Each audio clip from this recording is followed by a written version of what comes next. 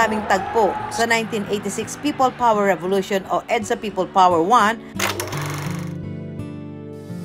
nakaukit din sa ating unang bersyon ng tig-500 pisong perang papel. Sa harapan ng larawan ni dating Senador Ninoy Aquino, pangunahing mukha ng oposisyon. Sa likod na bahagi ng pera, makikita ang isang babaeng may dalang basket ng bulaklak. At isang batang lalaking nasa 2 taong gulang lamang, naka-shorts lang at puting sando. May hawak na isang rosas at iniaabot sa isang sundalo. Pero ang larawan ng bata, hindi lang paglalarawan o kathang isip.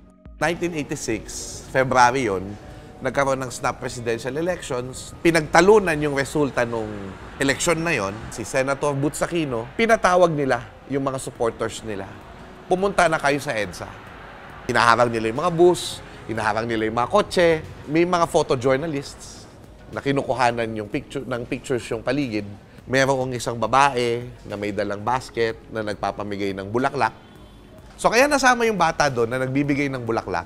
Kasi yun yung isa sa mga simbolo ng People Power Revolution. Tagumpay ng Pilipino at ng buong mundo.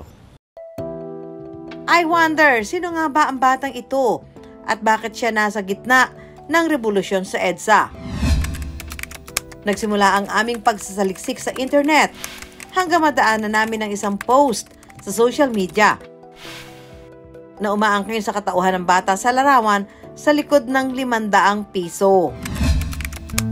Ang nag-post sa social media, ang Filipino nurse sa Amerika na si Angelo, 38 taong gulang.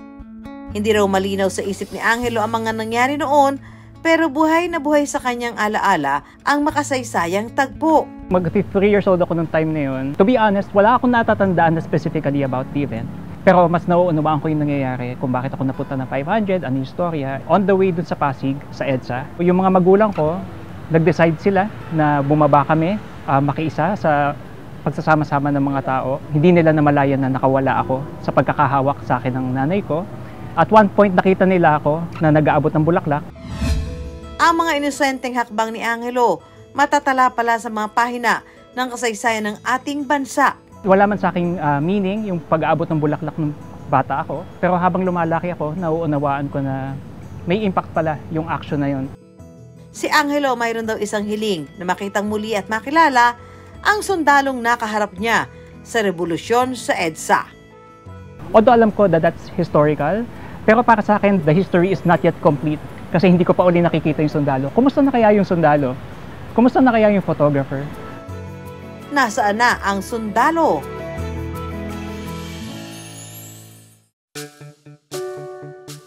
Makalipas ang halos 4 na dekada, buhay na buhay pa rin ang mga imahe ng EDSA sa mga larawang kuha ng yumaong litratistang si John Chua. Pagtatapat ng kanyang may bahay, hindi raw nila inasahan na magiging bahagi ng kasaysayan ang imahe ng EDSA People Power na kuha ni John. He would shoot kasi maski na hindi assignment. He shot, he covered the People Power Revolution on his own. So he liked it because he saw this boy giving flowers to a soldier. Ang orihinal na larawan sa pera, tila bakas ng kasaysayan na malinaw pa rin ang mensahe. That simple image gives a great message to the world. Evidence ito. Kahit magkagulo-gulo tayo, may hope na mabuting tao ang mga Pilipino.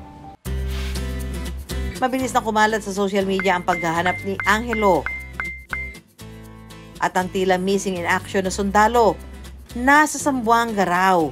Nung time na yun, na nag-post ako about 500, may mga kamag-anak siya na nag-post din na makukontak mo si Mar Abanez sa ganitong account, mga ganyan. Nung na-discover ko na si Sir Mar yung nag-comment dun sa pinost ko sa social media, kinontak ko siya.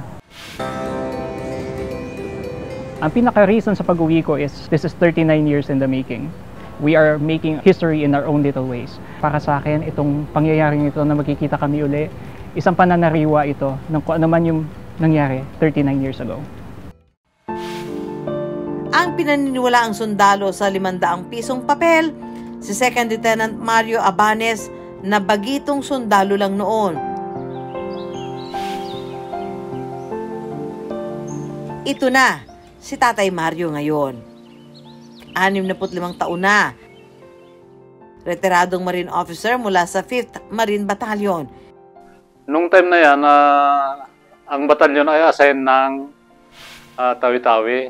And then, ako na dito sa Zamboanga rin, yung kumpanya namin. Dumaan yung batalyon dito, kinuha kami at sumakay kami ng C-130 dahil nagkakagulo na raw sa Manila. So, yun deploy kami doon sa EDSA. Sa Zamboanga, namamalagi si Tatay Mario kasama ang pamilya. Pero kahit wala na raw siya sa serbisyo at saan man daw siya mapunta, kasama raw niya ang alaala ng bata sa EDSA. Ngumingiti yung bata eh. Bulaklak po, sabi niya. Yun, nung hinawakan ko pa yung ulo niya. Then, nakita ko na lang na naghanap yung nanay niya na tatakbo doon papunta doon sa bata na katabi ko na yung bata. 5 minutes siguro bago nakarating yung nanay. Nung nakita namin itong 500 piso, yung picture na ito, look-alike talaga si Mario Abanes. Kasi matagal ko nang kasama sa 5th Marine Battalion po. Ang mission namin is to maintain peace and order. Wala kami dapat saktan, wala kami dapat sigawan. Parang yung bata na yun sa tingin ko, parang ibubuwis niya rin talaga yung buhay niya para sa paggagawa ng peace sa panahon na yun. Nagkataon naman na sa grupo namin, si Abanes ang nabibigyan niya. Nang malamang gusto siyang makilala ng bata sa larawan ng si Angelo, agad na ganda si Tatay Mario para sa kanilang muling pagkikita makalipas ang halos 40 taon.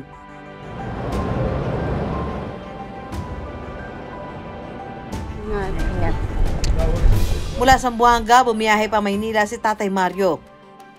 Si Angelo naman nagbalik bayan mula Amerika para dugtungan ang kanilang kasaysayan. Nanlalamig yung kamay ko, nagbabasa yung kamay ko, sa totoo lang. Kasi yung 39 years, hindi ko alam na mangyayari pa. Hindi ko alam na mangyayari yung pagkikita. Pagkakaroon tayo ng pagkakataon na yung ilan sa mga nasa likod nitong 500 piso, ang ilan sa kanila ay pagkakaroon tayo ng pagkakataon na makilala at makita sila. Ito yung unang pagkakataon na makaharap sila sa publiko. Ito ho siya ngayon, si Ginoong Mario Abanes. Siya po ay retired na sa kanyang serbisyo. Makakasama din natin yung pong kumuha ng larawan. Ito yung asawa ho niya kasi itong kumuha ng larawan na si John Chua ay sumakabilang buhay na. Kaya ang makakasama ho natin ay yung kanyang mismong asawa na si Harvey Chua, yan. Siyempre masaya talaga ako, ma'am. Kasi nung time na yun, nung nag-retraining kami dito sa Manila, bumili yung kasama ko, si retired na rin, ma'am, si Master Sergeant Rolly Baldo. Yung ma'am, People's Power Book, yung malaki talaga. Nung una, sinabi, Sarge, ikaw ito. Nakita niya yung picture. Hindi rin ako maniwala, ma'am.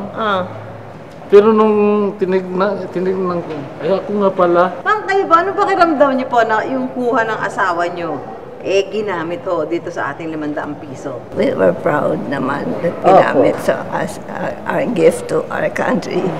Makikita din ho natin dito kung may hawak kayong tigli 500 piso sa mga oras nito. May bata ho dito eh. May bata talaga sa harap niyo. Anong ginagawa ng bata? 3 years old yan siya, ma'am. 3 years old siya. Anong ginagawa? Nanghihingi ng pera? Nagbigay ng bulaklak? Ano? Nakapulot ng bulaklak, ma'am. Rose ngayon, ma'am. 2 pula na yung rose, tapos isang puti. Sa mga oras na ito, wala kaming kaalam-alam ni Tatay Mario na si Angelo, heto't muling binuhay ang kanilang makasaysayan tagpo.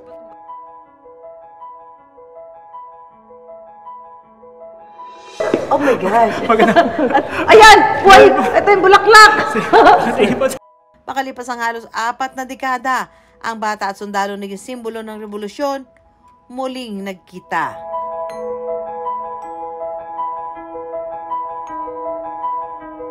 Tumatayo naman ang balahibo ko dito sa pagtatakbo ito. Parang gusto ko maiyak. Nakakaiyak naman to. Bakit ka ando doon? Batang-bata ka. Opo.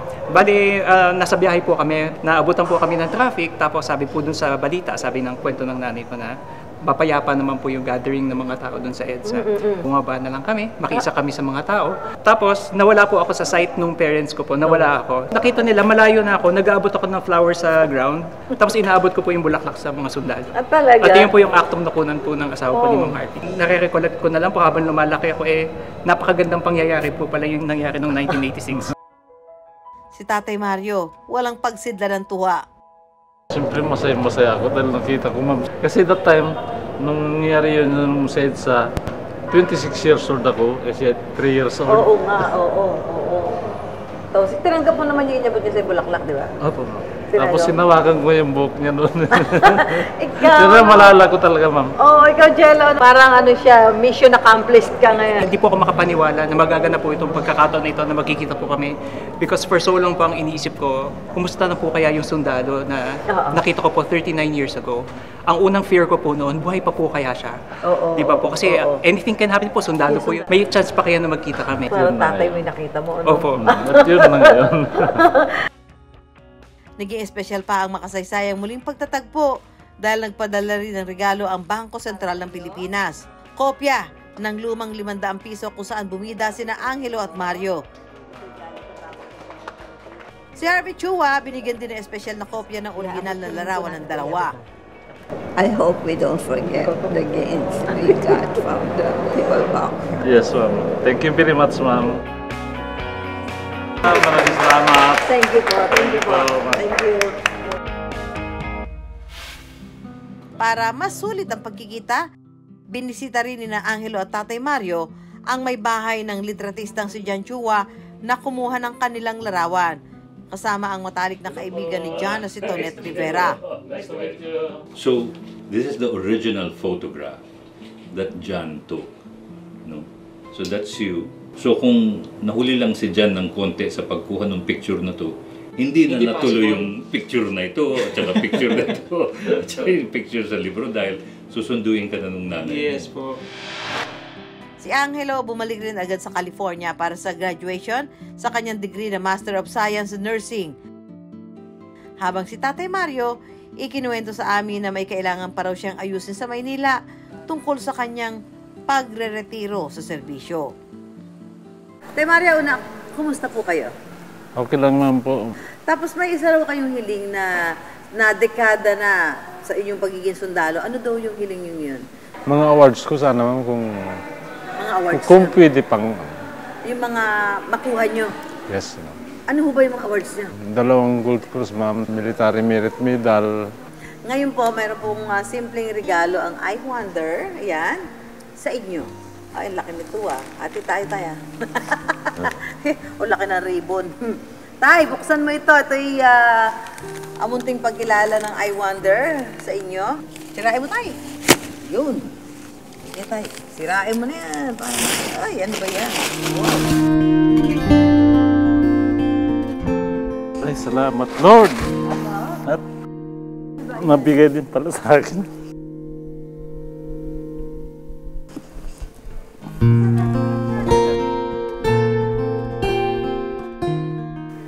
Ano tayo? Kumpleto na ba ang iyong pagiging sundalo? Ma'am, kumpletong-kumpleto na, ma'am. Maraming salamat, po.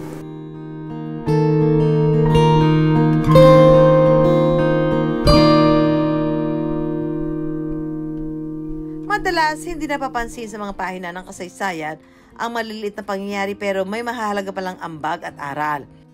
Ang kasaysayan ng isang bansa ay di lamang dapat nasusulat sa pagkapanalo o pagtalo sa isang laban, kundi sa bawat hakbang ng mga taong umukit nito, pag-alala na walang katumbas na halaga.